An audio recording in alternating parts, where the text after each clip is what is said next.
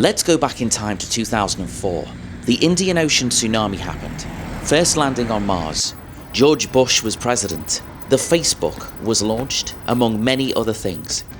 In the cinema was a raft of great movies, including The Machinist, The Incredibles, Downfall, Close Air, Sideways, and today's highlight, a movie I'd forgotten about, a movie I'd consider one of the greats. There was a chance to catch it in the cinema, so I took the opportunity to do a retro review of Michel Gondry's Eternal Sunshine of the Spotless Mind. What did I think? I've just seen Eternal Sunshine of the Spotless Mind. Let's go for broke here and call this a masterpiece. And I've just seen it on the big screen, the place where it's supposed to be seen, and I can tell you this, it's such a multi-layered masterpiece. I'm actually in shock with what I've just seen.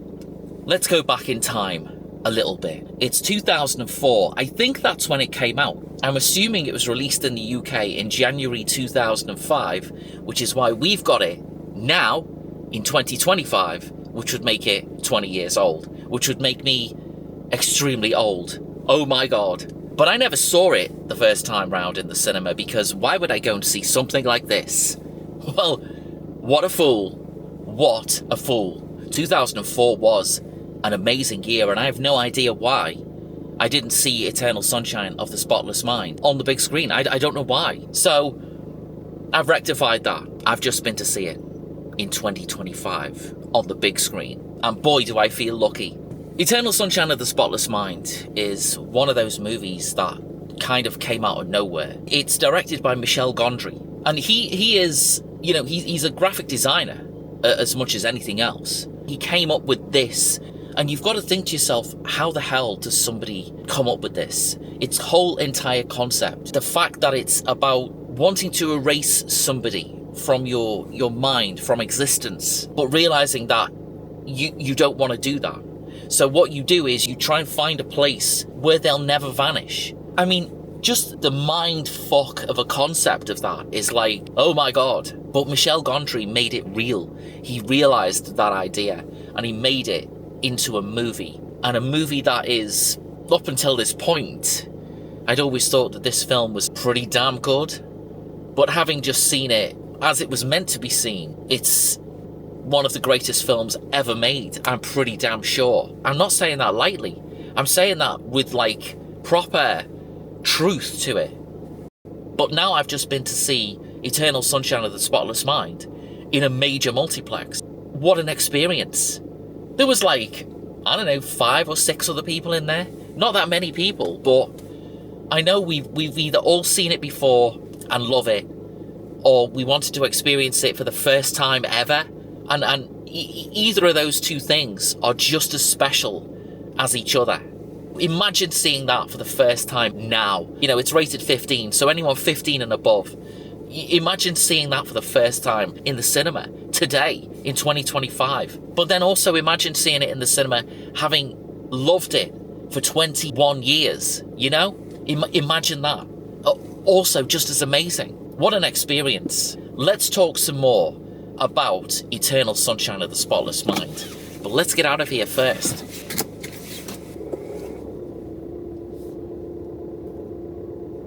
We can talk a little bit about the story, I think, because it's a story within a story within a story within a story.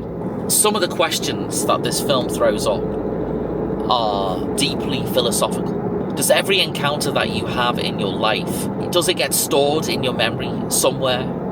Somewhere where you can't see it, or somewhere where you don't know where it is? Is it lost somewhere?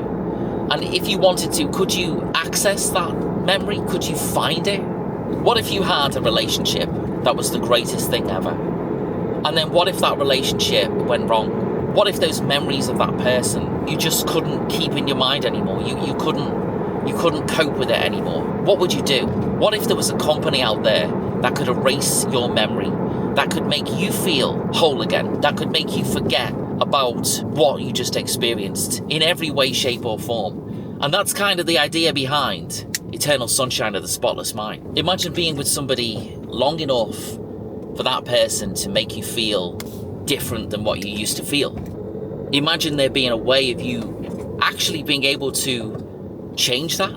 erase that person from your memory, from your mind, and I guess start again. Which is where the science fiction element comes into it a little bit. The thing on the head and the zappy thing and all of that. A romance sci-fi. It's a romantic sci-fi movie that works really well.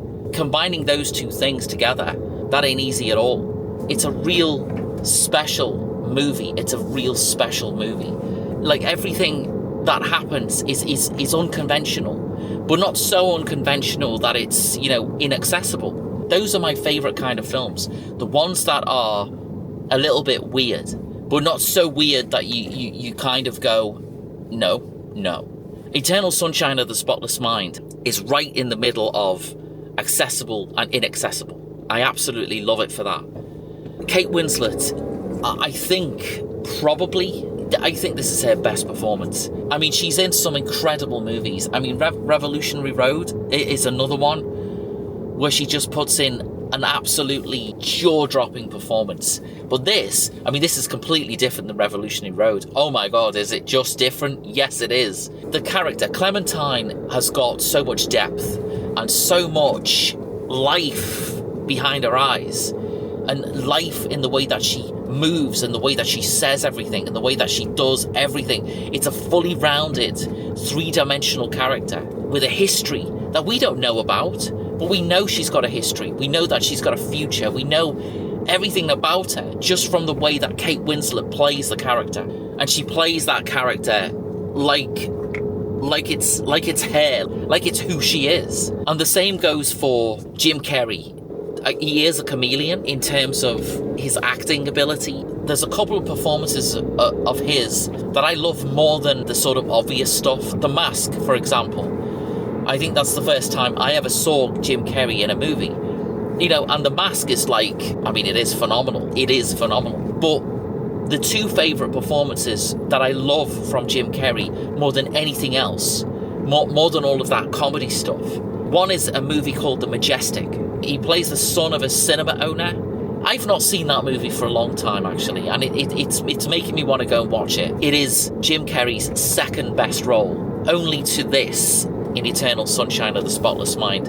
He plays Joel, and he just plays a guy, right? Just a guy. But again, like Kate Winslet, he's a guy who you look at his face and you know exactly everything about him. You know who he is and how he feels and what he does. Everything. And that's all because of Jim Carrey. Every single nuance that Jim Carrey gives to that character is right there on screen. And it helps us understand the character more than anything that he says. Jim Carrey's performance is just astonishing in Eternal Sunshine of the Spotless Mind. Both main characters in this are fully rounded human beings with flaws. They're not just two-dimensional, goody-baddy, romantic, blah, blah, blah bullshit. It's fully rounded human beings. Not only those two are great characters in this, everybody in this has got a life behind them, Even the people who are part of the zappy, forgetty brain stuff, they've all got characters of their own as well.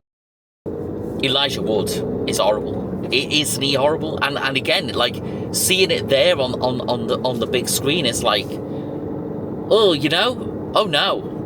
no, he's horrible. Seeing it previously on the small screen, not really noticing how he does copy everything that Joel has done and uses those things to try and get Clementine to love him. It comes across as extremely creepy and extremely horrible when you see it happen, Really, really horrible. Oh my God. We start off with our two characters and they're at the beach. Joel just doesn't fancy going to work today. He's at the train station.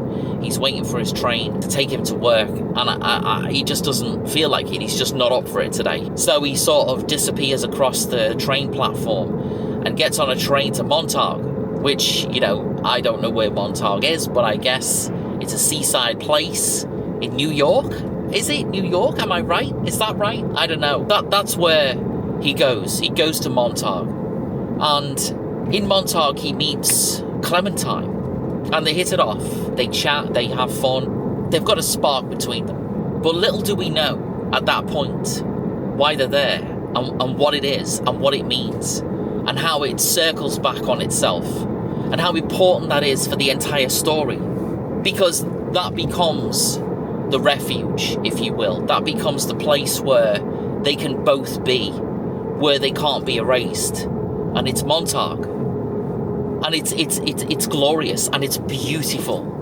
Everything that happens in between that loop is a fascinating piece of storytelling, as well as a fascinating piece of filmmaking. The editing, the camera work, set design, every single element and aspect that goes into filmmaking. Obviously it happens here as well, but for some reason, and I don't know what that is, but for some reason, the fantastical elements in this are feel like real life, you know? Being inside of memories is obviously something that's going to be kind of sporadic, you know, crazy and zany. Somehow, in this film, it makes sense of all of that. It makes sense of trying to find places inside your mind as those memories are getting erased, finding more places to run and hide within those memories. That itself as a concept, trying to forget about somebody but realizing you don't want to forget about them while you're in the middle of a procedure that's designed to zap away memories of that person. How do you even think of that as a concept, let alone make a 2-hour movie about it? The name Eternal Sunshine of the Spotless Mind comes from a poem written in 1717, which is quite a long time ago, and it's a poem called Erbelisa to Erbelard. I think I got that right. You know, and the poem is spoken basically at one point during the movie, and you just think, wow, it's just as magical as everything else in it. The quote goes, "How happy is the blameless vessel's lot, the world forgetting by the world forgot. Eternal sunshine of a spotless mind, each prayer accepted and each wish resigned." All right, I've pulled over because I wanted to get an overview of it. I wanted to see what the internet said, because it is a kind of difficult film to describe. And I say that because the layers of what's going on in it are just so complicated, so nuanced as well. You Google Eternal Sunshine of the Spotless Mind, and this is what I feel is the perfect, in a nutshell, description of the film. Joel finds out that his girlfriend Clementine has had him erased from her memory and wants to do the same thing. But during the time of the clinical procedure, he realizes that he still loves her deeply. What a fucking concept. So the story is by Charlie Kaufman, Michel Gondry, and Pierre Bismuth. I can only imagine what it must have been like sitting in a room together with those three guys, coming up with this whole concept for this movie. It's like, where do you even begin to write something like this? Where do you even begin as not only a story, you know, from A to B, but a concept in itself?